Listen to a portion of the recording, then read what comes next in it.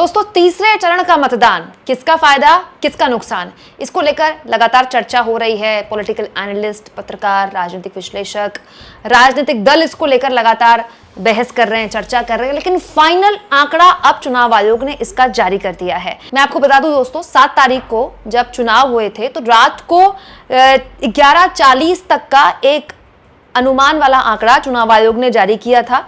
उससे इतर अब एक नया आंकड़ा भी चुनाव आयोग ने जारी कर दिया है, और इस नए आंकड़े और पुराने आंकड़े में कितना फर्क है ये मैं आपको इस वीडियो में बताने वाली हूं। सबसे पहले जान लीजिए दोस्तों, 7 तारीख का वो आंकड़ा जो रात को चुनाव आयोग ने जारी किया था। दोस्तों, इस आंकड़े के हिसाब से 93 सीटों में करीब 64.40% मतदान हुआ था इस आंकड़े के हिसाब से। लेकिन अब जो फाइनल आंकड़ा, ताजा आंकड़ा चुनाव आयोग ने जारी किया है वो है 65.68%, यानी कि आप कह सकते हैं कि 1-1.5% के करीब चुनाव आयोग का जो फाइनल आंकड़ा है उसमें आंकड़ा बढ़ा हुआ है। अब ये बढ़ा हुआ आंकड़ा किस राज्य में किसके लिए मुसीबत पैदा कर सकता है, इसको लेकर अब हम चर्चा करने वाले हैं। गुजरात का ये आंकड़ा दोस्तों जो रात को 11 बजे जारी किया गया था, इससे पहले वो था 58.98% और बहुत ही चिंताजनक आंकड़ा था ये। और अब जो आंकड़ा, फाइनल आंकड़ा चुनाव आयोग ने अब जारी किया है कल रात को, वो गुजरात का आंकड़ा है 60.13%, मतलब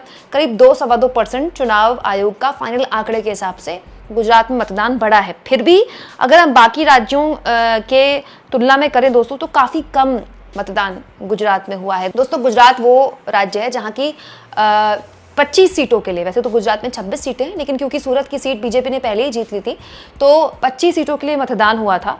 और इस राज्य में खुद मोदी जी गए थे अहमदाबाद वोट डालने के लिए, उन्होंने एक मिनी शो टाइप का कुछ किया था।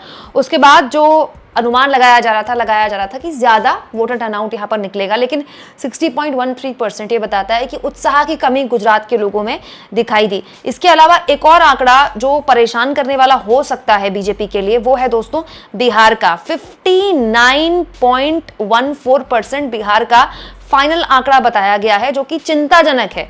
क्यों? क्योंकि जो इससे पहले आंकड़ा आया था रात को 11 बजे का, वो 58.18% बता रहा था, मतलब बहुत ज्यादा बढ़ोतरी बिहार के आंकड़े में भी नहीं हुई है ऑल टोटल। तो अगर फाइनल आंकड़ा हम देखें दोस्तों बिहार में 59.14% का, तो ये बीजेपी के लिए एक तरह का क्वेश्चन मार्क हो सकता है, क्योंकि काफी स्टेक्स बीजेपी के लिए बिहार में लगे हुए हैं। ठीक चुनाव से पहले नीतीश कुमार का पाला बदलना, मोदी जी का लगातार बिहार में रैलियां करना, तेजस्वी यादव का अपनी रैलियों में मोदी जी का रिकॉर्डिंग सुनाना, कमर में दर्द, कमर में तकलीफ और चोट होने के बावजूद भी बेल्ट लगाकर व्हीलचेयर में तेजस्वी यादव का लगातार रैलियां करना, बहुत कुछ बदल रहा है बिहार में। इसके अलावा चर्चाएं ये भी हैं दोस्तों बिहार में कि नीतीश कुमार और बीजेपी के बीच में वो तालमेल नहीं दिखाई दे रहा है जो इससे पहले के चुनाव में हमेशा दिखाई देता था, जो 2019 के चुनाव में देखा गया था।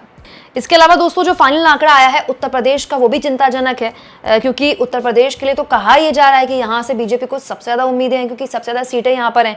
तो फाइनल आंकड़ा यूपी का है 57.55%, और ये वो राज्य है जहाँ के अयोध्या जी में राम मंदिर की प्राण प्रतिष्ठा हुई थी। तो जिस राम मंदिर की लहर में सवार होकर बीजेपी काफी उम्मीद कर रही है, जिस लहर से या जिस मुद्दे से, क्या वाकई में उस मुद्दे को लेकर या उस लहर जैसा कुछ जमीन पर दिखाई दे रहा है, और अगर दिखाई दे रहा है तो वोटों में, प्रतिशत में क्यों नहीं दिखाई दे रहा है? क्योंकि आप यूपी का देखिए 57.55% तो काफी कम है, जबकि असम का 85% बहुत अच्छा मतदान हुआ है, 85.45%।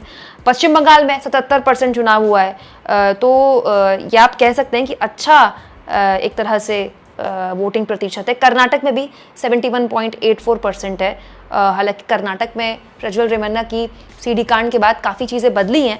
हालांकि लगातार चुनाव आयोग पर ये भी सवाल खड़े हो रहे हैं कि परसेंटेज पर चुनाव आयोग क्यों बता रहा है, किस राज्य में कितने महिला मतदाताओं ने वोट किए, कितने पुरुष मतदाताओं ने वोट किए, ये क्यों नहीं बता रहा चुनाव आयोग। इस तरह के सवाल लगातार चुनाव आयोग पर खड़े हो रहे हैं।